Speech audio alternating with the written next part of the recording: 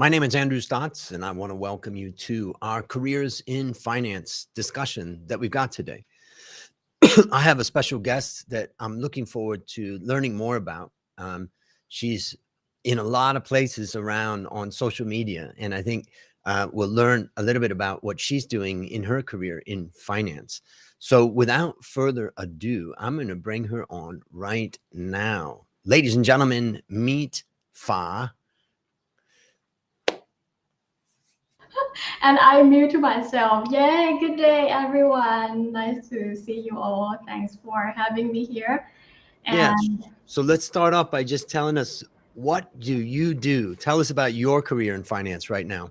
if I have to explain, I would say that I'm a independent financial planner. And by holding a certification called CFP, it leads me to various kind of roles that I can do. Like first of all, I'm a personal advisor, financial advisor for my clients, and I also host and like I don't know if I call it correctly, but it's like a online TV show, something like about to provide the information about personal finance. And I also got my own book published and got the online courses, got a chance to be a lecturer, something like that. So Yeah. what kind of people, what kind of people do you serve? Who is the ideal person that comes to you and says, help me? I think it can be anyone, because the fact is that we all relate to money in some kind of way. So um, mostly most of my clients, they are like the a like employee in the private firm, something like that, and also the people in special kind of professions like legal, like the people who work in law firms, something like that, and also the doctor, something like that. Yeah, I it is do you quite call a broad range of kind of people. Yeah. and I see that you call them jobbers. Is that what Yeah, you call them? well, it's just the name of my book, yeah, but yeah, it's the word jobbers that can be described So broadly. tell us a little bit about your book, why you wrote it, and what was your goal with what you wrote. I think it because it's a topic that I'm quite really relate to it mostly. When I also a jobber, like when I enter into the world of jobber, it's quite challenging.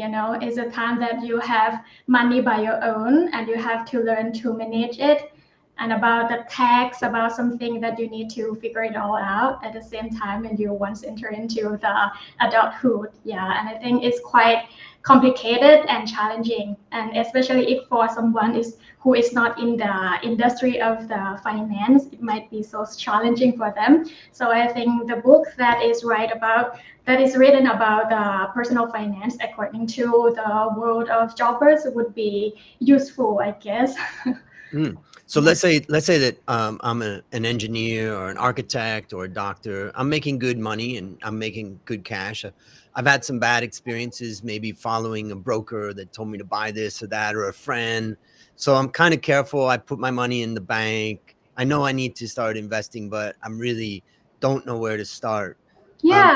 what type of how would you, what would be the steps that you would take a person like that through in your, in Mm. your service and the way you think about things?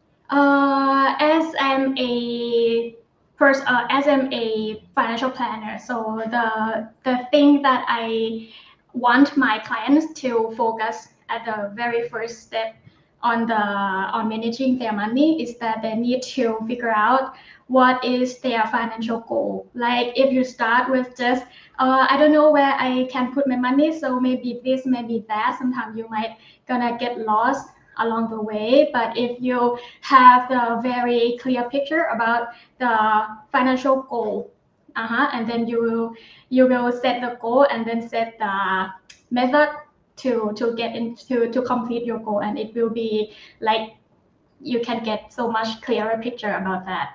Yeah, so at the first I would like I would be suggest them to picture about what is why money will be so matter for them, like maybe if they are not have the something that is specific about their goal, I might suggest them to think about their retirement life, and then say about the number that they need to achieve in the very long term. Yeah, it might be start with the goal of the retirement plan, something like that.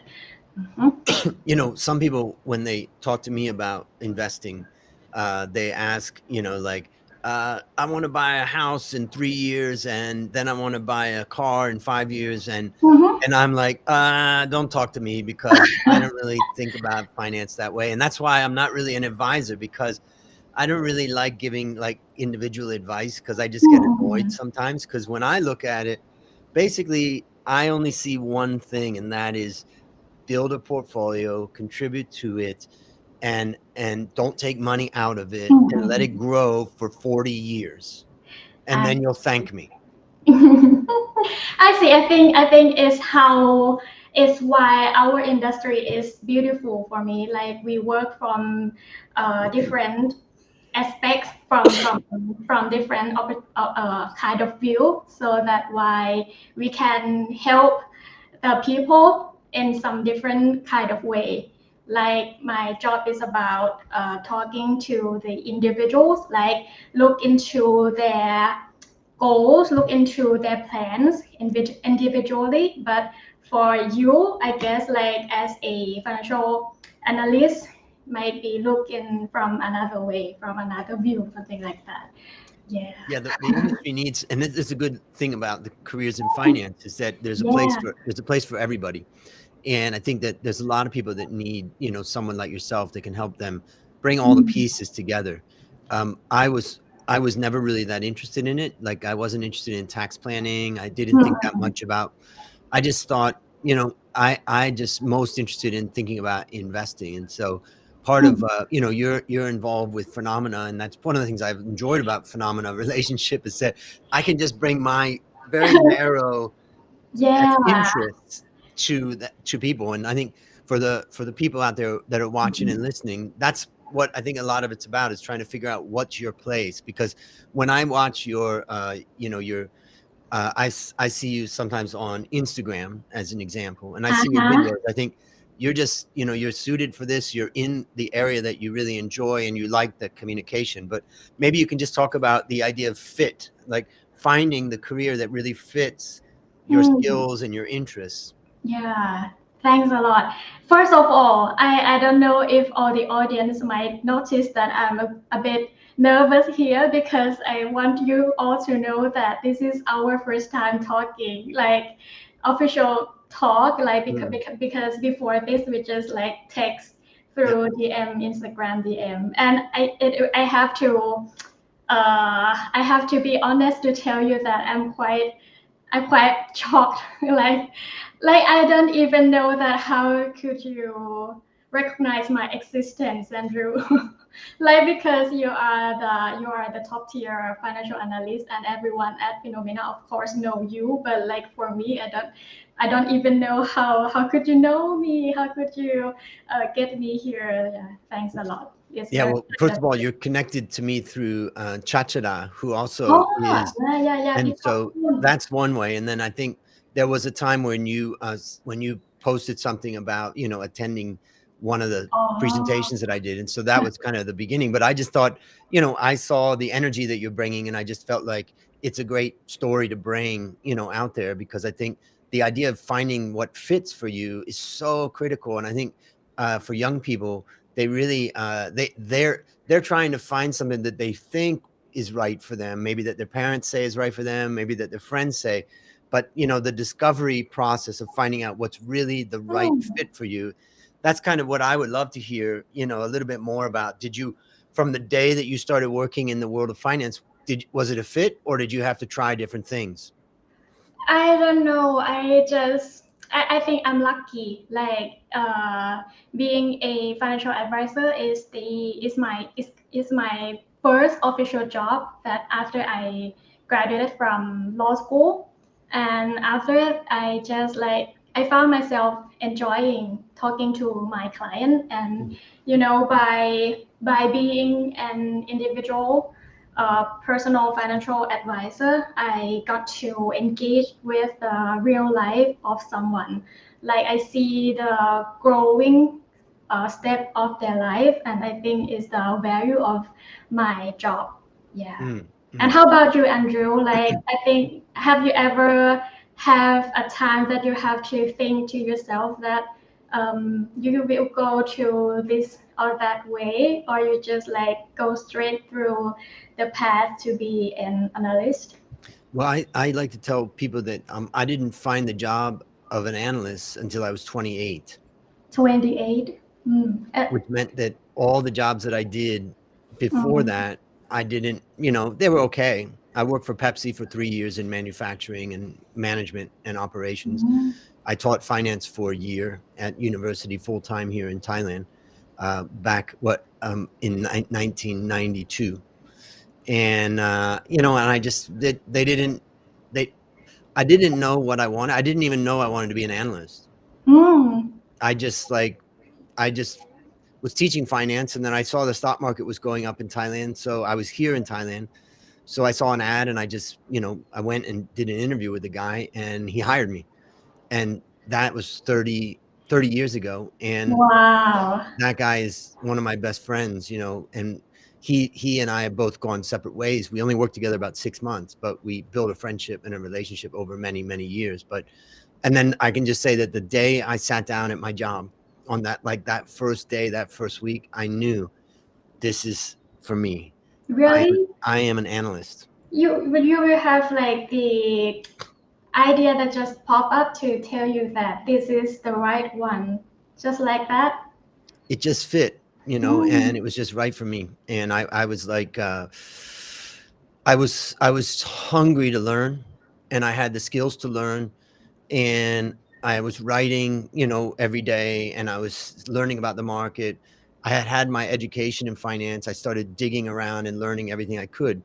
And very quickly I became, a leading analyst in the banking sector in those days. And so I just really enjoyed every minute of it. I still do. And when I teach in the valuation masterclass, and I teach the students, I try to teach them about the mind of an analyst.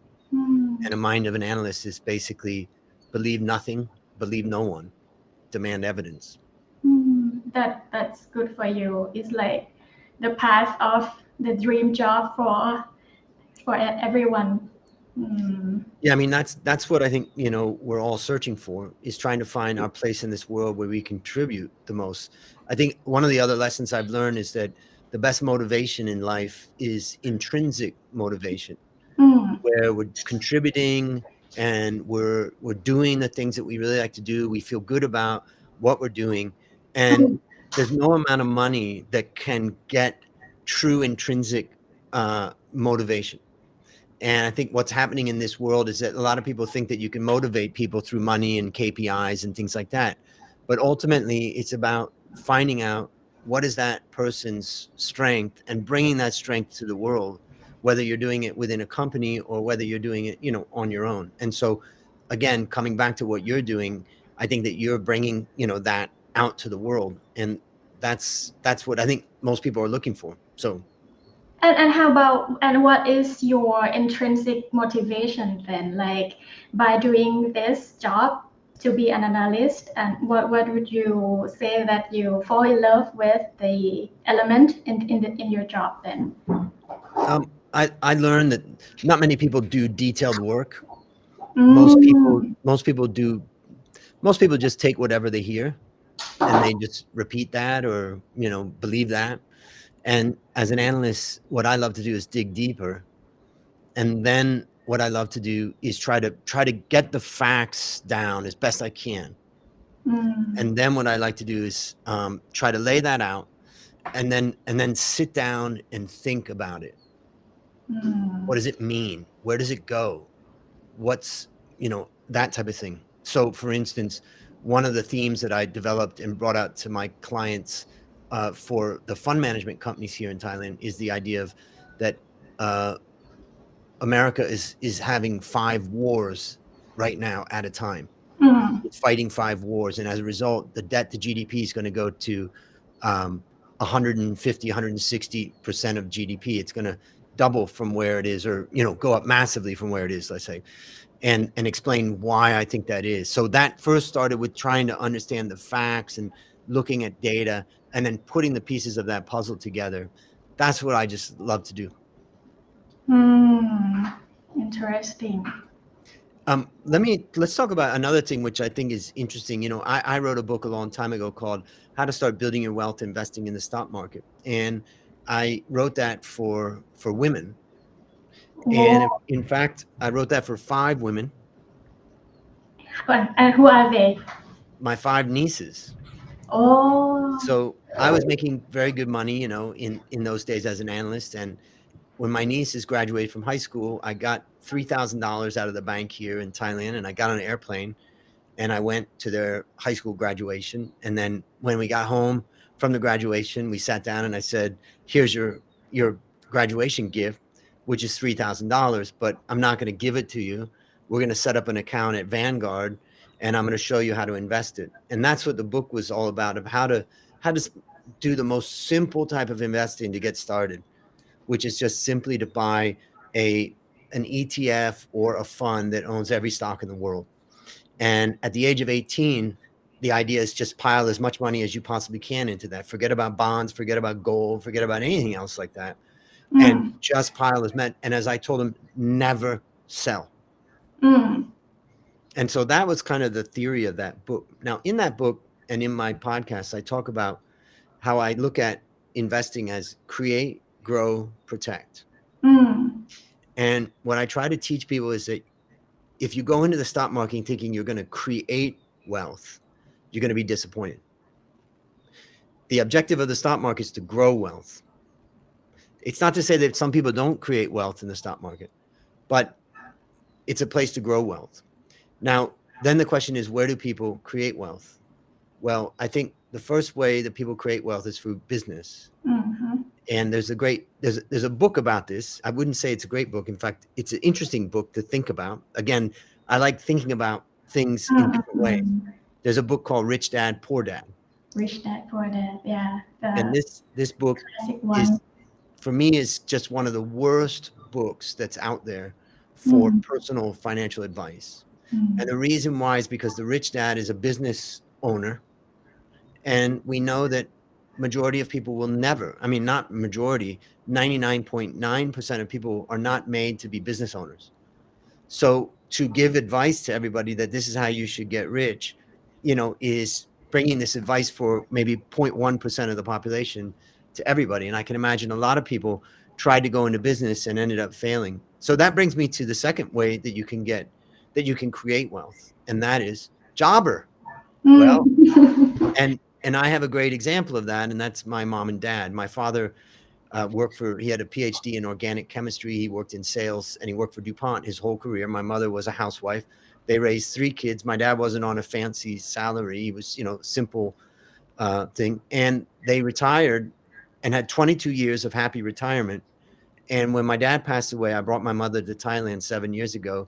And when I went through her account, and I know her advisors in America because I work with them, but basically when I went through her account, I said, you got enough money to last the rest of your life with no problem. You probably can't spend as much of the money that you have at the end of this period. That's after 22 years of retirement. And the lesson that I want to say is that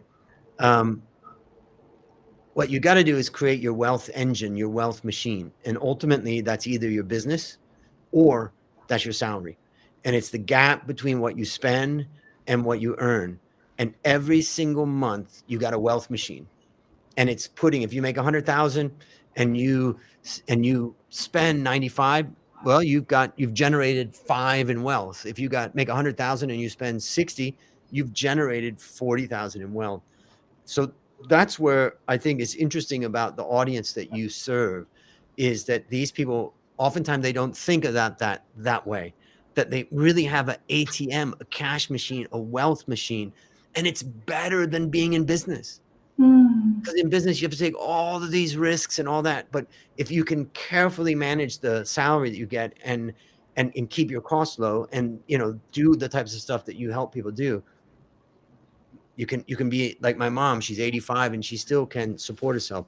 So I just wanted you to talk a little bit about how you how you talk to people who come to you, like an engineer or a doctor, whatever. They're making good money. Maybe they're spending a little too much. How do you get them to appreciate that they have a wealth engine themselves?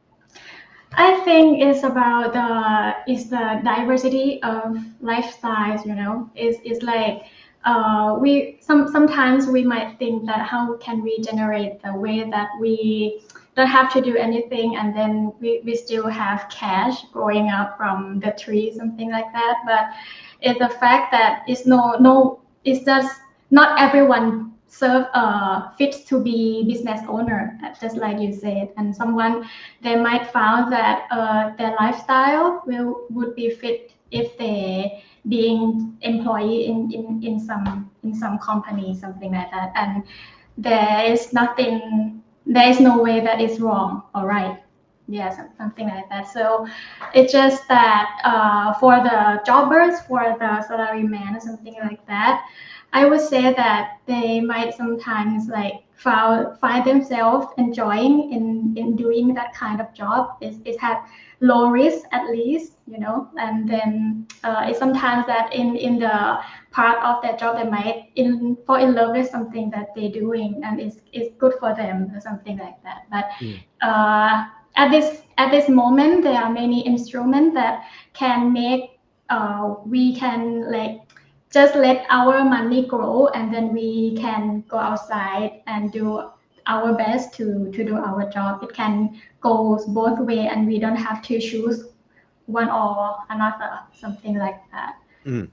And if you look at all the people that you've talked with, the clients that you've served and all that, is there a common theme of problems that they face, things that they don't do that well?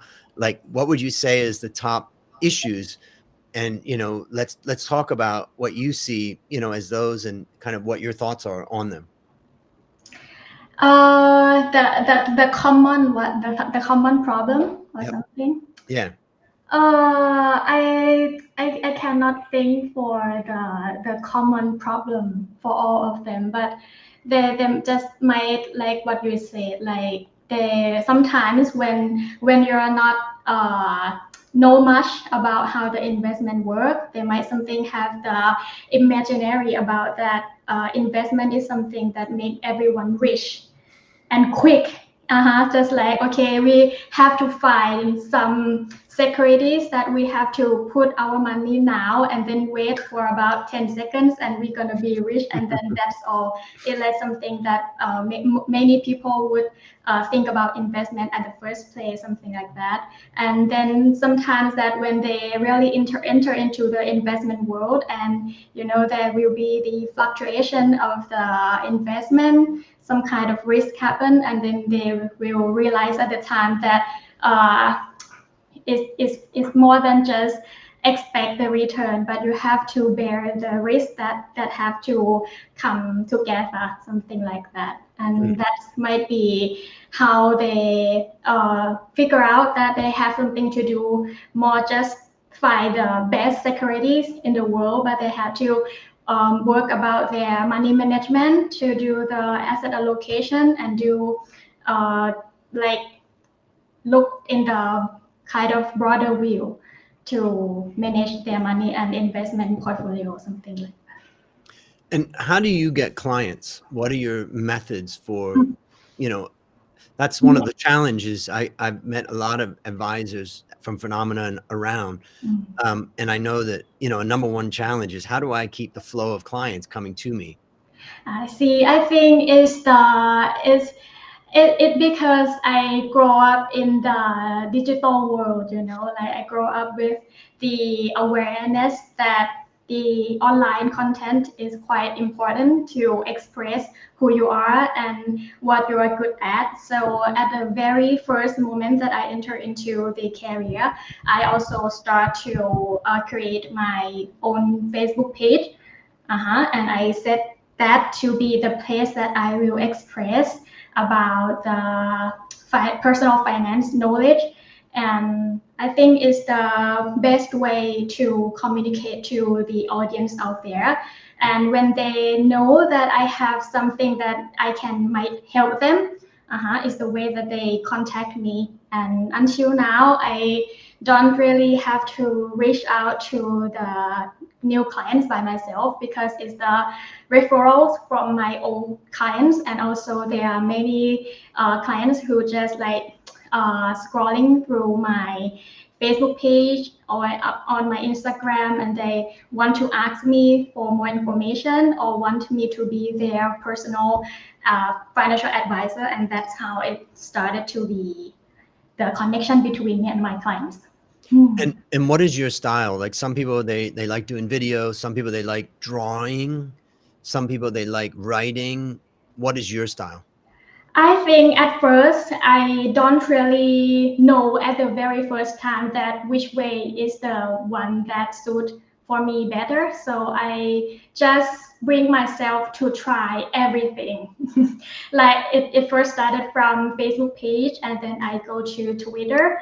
It's just like Facebook, but you have to use some word that in shorter version, like put to the point quickly, something like that. And then I started to do some pictures and then post it on Instagram. And now I have entered into the world of TikTok too. Oh. Like to get to know as much as I can do, something like that. But until now, I think like the platform that suits my lifestyle better is Twitter, and sometimes maybe TikTok, I guess, because to create content, this is not my main roles in doing my job. So I need to do in the platform that I don't need much time to spend on it, something like that. And why? Let's talk about Twitter and TikTok. Tell us a little bit about what you're doing there and why you consider those maybe the prime areas. For TikTok, for Twitter first, I think Twitter is the algorithm in Twitter is good for any informative information, and it doesn't really consider about how many followers that you have. It focused on the quality of the content that you bring it out to the platform. Is quite fair for the creators, I guess, at this time. And for a TikTok, it's just like Twitter, but just you have to make it into the kind of video content. Yeah. Because it's quite fair for the creator. Like if you still stuck in the Facebook platform, you might notice that the good quality of the content sometimes is not reached to the same amount of the viewers. Yeah, nowadays. So I think that's why Twitter and TikTok is my favorite platforms for me at the moment. Yeah. And if a young person trying to do your style of job had to pick one, would it be Twitter or would it be TikTok? I would suggest TikTok, because in doing our job as a financial advisor, we need to be known. We need to be trustworthy. We need to be recognized, I would say. Yeah. So for TikTok, you need to present your face while giving information, and that is you get many benefits from doing just one thing. Like the people who watch your videos recognize your face, recognize your style, and they know that you have informative information to give them. And how do you capture people on Twitter? I know you can have links to say, go to this and, take my course or do this free thing or something like that. Is that the same thing on TikTok? Oh, yes, but you need to have a certain amount of followers, maybe about more than 1K, 1,000. Yeah, and then you can put your link on your profile. Okay, got it. Let's watch Andrew Stotz TikTok from Yeah, United. people have recommended that, and I went on TikTok and I looked at some really professional videos, and I thought, oh my God, I don't think Yeah, I can do it that. will be so useful for many people. I suggest you to create your All channel. right, I think I have a new advisor there for my TikTok. Yeah. Let me ask you another question, which is about when you're working as an advisor, is there a difference in the way Thai men and Thai women think about investing and the way they think about money? I see no difference by gender, I guess. Interesting. Yep. Yeah. Did Interesting. you see and from your point of view, do you have the experience that makes you think that it might be some difference that occur? I mean, I think one of my experiences, I taught for about 15 years in the Masters in Marketing program at Thammasat, and I always taught, finance. And first question I ask is, who loves finance and who hates finance? And almost everybody hates finance. So, Mm, but that could have just been because that was like a marketing group of people, so they just mm, weren't interested in finance. So, um, I know in America, what's common is that women sometimes, particularly, let's say my mom's generation, would give the responsibility of investing and money to the husband. Now, I, in some families, the women take care of it, and mm, then in my family, my mom took care of it all when in the beginning, and then later, as they got older, my dad did more of it. And then if I think about my sister is really good with money, mm, and she's really good with investing and really good with her business. And I don't know, I've seen some differences, but when I think about also Thailand's interesting because within CFA, Thailand is one of the leading countries in the world for women in finance. mm. And the leadership of financial companies in Thailand, there's a large number of women in it. So on that perspective, I would say that there's no difference from my perspective as an analyst and what I saw. Yeah, So I think like before, like long time ago, it might be some difference because like some kind of culture, as you said, like the household, the wife will keep her money with her husband, something like that. But I mm, think like from this era is quite different. Like now we can reach to the knowledge of finance like equally. Mm. what I would like to do is kind of wrap up with some question about like I was just on the video call with one of my students. She is in her 4th year at Mahidol. Mm. She was an intern and she worked with me at my office for a little while. And then she's in my valuation masterclass boot camp. And she's still not really sure about her career. And I think that she underrates herself a bit, like she's better than what she sees. And I was talking to her about that. But she definitely doesn't want to be an analyst. I can see, that's not her thing, and maybe even not fund manager. And I guess what would be great is if you could give your advice to somebody who is considering, following your path in your career. What would be some of the pieces of advice for someone that's graduating from university and thinking, I want to build a career in finance. I think Mm. this is where I want to go. What would be the steps that you would tell them to do or advise them? I think I would suggest her that don't be too strict with something that is uh, don't let someone or anything tells you that what is the best for you unless you tell yourself.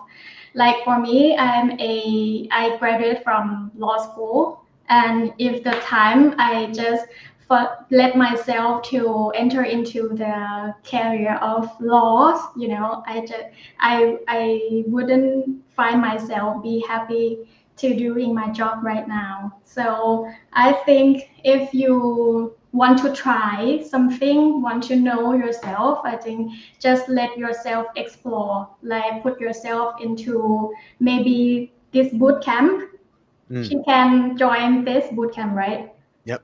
Yep. Yeah, yeah, just put yourself in various kind of experience so that you can learn yourself and know that what is best for you. Or maybe even for anyone, maybe someone who is working in some kind of career, it doesn't make that it have to be your eternal career forever. Just like if something tells you that you need to try something new, I think it's good for them to try something new. And another question is, if I noticed that you have a link tree with a lot of things in it, and You have done the good research. yes, and I'm gonna put, if you don't mind, if I put that in the comments Oh here, yeah, thank you. and Would then be nice. if somebody wanted, if they like what you do, like what they've heard, what would be the best way for them to start connecting with you, to see what you're doing, to learn from you?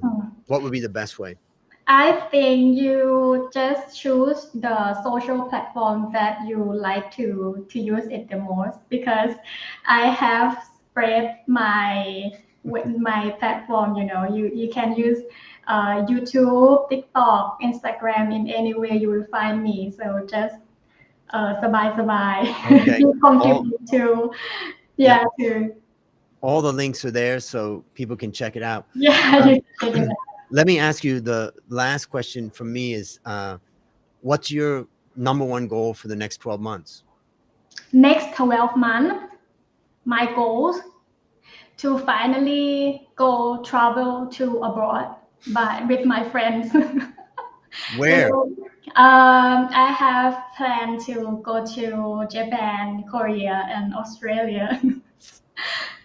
Exciting. I'm sure 12 months from now, we can get you back in to discuss, and you can tell us about your travels. Thank you. And how about you? What about your next 12 months? Well, right now, one big thing is I'm working on launching some mutual funds. Ooh, really? Yes. Wow, it's a very big news. Yeah, so we have some that we're working on right now, and I think hopefully we'll launch at least the first one before the end of this year, and then I've got a couple more. And so they're creative in the sense that they're trying to solve a problem that I can't solve with my strategies at Phenomena, as an example. And so I see some opportunities there. So that's a big one. And then my other big goal is to get 500 students into my valuation masterclass boot camp. Wow. And that's what, when I launch, it's taking, it takes time. We've ranged between 20 and 80 students at different boot camp launches. We launch about 5 times a year. And I really feel like we've got great material. We're expanding around the world. And that's really what I see as kind of my big goal. And so there's one other thing that I'm working on, which is my newest project, which I call Profit Bootcamp, where I help mid-sized family businesses double their profits in 12 months. Wow. And so I've launched that. I've started working on that and working with clients on that. And really, that's where my skills come together. Not only my investing skills, but my skills in management, my skills in communication, and my skills in finance, to make sure that what we're doing is driving the profits and ultimately the value of the business. So I got a lot of goals. Definitely gonna happen. This talking to you is so inspiring. Like I think all the audiences out there will feel like the vibe that you send out to the people. Like I see the sparkling in your eyes, and when you tell about your goals, it always include many people who will get the benefits from your knowledge. I really respect in what you are doing. I appreciate that. And I just want to, thank everybody who's attended. We've got Amo, who attended, and appreciate that, and made a little comment there. And also we've got Muya, who is in Kenya. So it's great to see you, and appreciate that you've enjoyed the conversation. And this is Akola, which I believe, I'm guessing, is Nigeria. You have so many fans from around the world. Well, we definitely a lot of students in the boot camp that have come from around, particularly Nigeria. We've had some students from Kenya. We've had a student from Ethiopia, and we continue to expand and try to, get more students and share the wealth. What I really want to do is help young people who want to build a career in finance to do so. I did see that Amo had a question, so let's just see if they got a question. Feel free to type that question in. Let's see. And Yeah. Here's Tirapop. In fact, I'm going to be talking with Tirapop tomorrow. In his case, we're talking about family business, and he's an advisor to families. So that's an interesting one.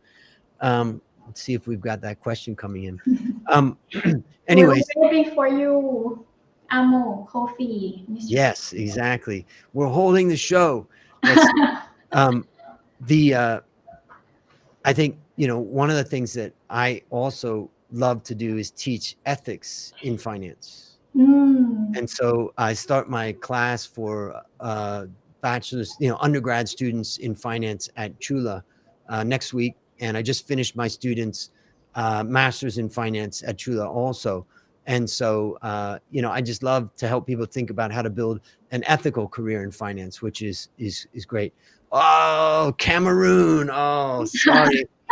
Not too far away, but yes, appreciate it. Okay, let's see. We got, here we go. How do I become a financial analyst as a university student who's not studying anything related to that? Well, I think the first thing you should talk about just briefly is how you went from law Oh yeah. to finance. So why don't you give your thoughts about how you can make that transition? For me, it was when I was in the very last year in the university. Like I got a chance to be an intern in an international law firm, and by doing the job at the time, I figured out that even I grow up and do any kind of job in the law career, I still do it because of the money.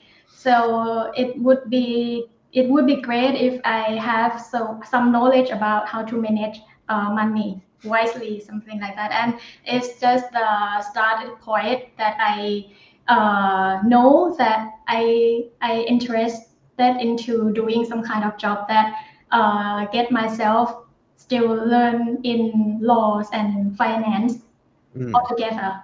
And then like a job of doing in financial consultant pops up, something like that. Yeah. So in by transition, by in transition of being a law student to become a someone who works in finance career, I think by getting an exam for the license is important because by getting the license, you manage yourself to have enough knowledge into to get the license, and by the time you also get the license and you can start doing job.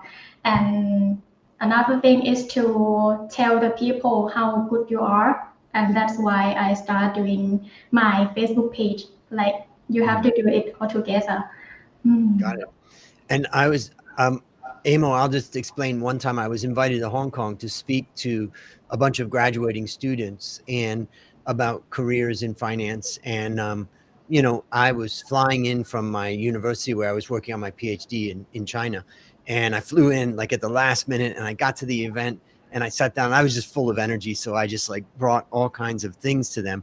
But at the end, the students came up to talk to me, and one student, I just never forget this student, because she came up to me and she says, I work in accounting, I studied accounting, but I want to work in finance. But, I heard it's hard to make that transition. And I just wanted to get your opinion. And I said, who told you it's hard? And she was like, well, somebody said it was hard. And I said, so what? You're going to build your career because somebody said something? Forget it. If you want to do it, learn it.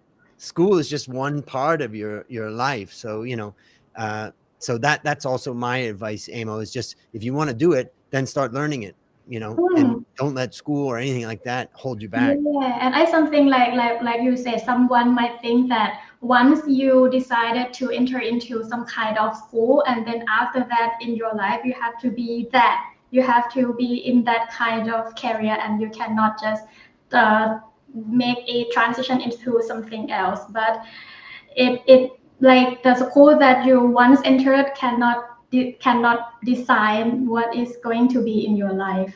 Yeah, it's about something that you're going to do after that. And Amos says, where do I start? And I would say the first thing is go online and start reading and looking at finance and learning about it. And then also check out CFA, because that is something that's valuable. Talk, if you're in university, check out if your university is participating in the CFA Research Challenge. Hmm. That's another thing. And if they are, make sure that you're participating in that. And yeah, so those are some places to start. And of course, don't forget to consider coming into the Valuation Masterclass Bootcamp, and Mhm. just reach out to me and I can explain more. Thank you. Supernat says, this is one of my interns is asking, what license did you get? When you talked about license, what were you Yeah, talking about? it's a license called IC license, investment consultant, I think. Yep. Yeah, it's in, I don't know, there might be different kind of system in each country, but Mm. but in Thailand, if you want to be someone who can suggest anyone about the investment instrument, you might have to start with the license, with the IC license. Yeah. Yep. And in Thailand, like most countries, there's a regulator that's basically trying to regulate the communication of investment advice. And so the license is different from, let's say, getting a certification like CFA. It Hmm. doesn't give you a license. It just certifies that you have a certain amount of knowledge and Hmm. as a chartered financial Yeah, analyst. just like the question from Mr. Akola. Mm, Well, yeah, that the certification is not something necessary to do the job legally, but it's something that might tell something about your profession, like how good of your knowledge about finance that you can pass the exam. But it's not everything. It's not something that make you can do your job legally. Yeah. yep. Yep. And then just to mention, Muya says, any sponsorship for finance bootcamp? Well, yes, I'm going to show you that in just a second when we wrap up. But for anybody that's interested in the bootcamp, just reach out to me on LinkedIn or any other places. And I think we're going to wrap up there. Do you have any parting words for the audience? Parting words. Ending words. Oh, What's some ending words of words. wisdom? Oh, have a good day. That's the best way to live. Have a good day. Yep. All right. We're going to end there. And I want to thank you for coming on the show. I'm going to talk to you in just a minute. So I'm going to take you out of the show, but I really appreciate spending the time with you and learning about, what you're doing. And I think it's an inspiration for young people who are trying to enter into the world of finance. Here you can see a lot of examples of something very different, for instance, than what I do. So fantastic. Thank you. Thanks a lot. Nice to see you all Uh, here. yep. สวัสดีค่ะ Take care. All right. Wow, that was amazing. All right. For those people who are asking about sponsorship, Careers in Finance is brought to you by Valuation Masterclass Bootcamp, and you get an extra $100 off if you use these coupon codes live, or if you're a student, you get the student price plus $100 off. And just go to valuationmasterclass.com/bootcamp or scan the QR code. And hopefully we'll see you in the next bootcamp, which starts in December. And that is a wrap on Careers in Finance, as we just heard from Fa, which is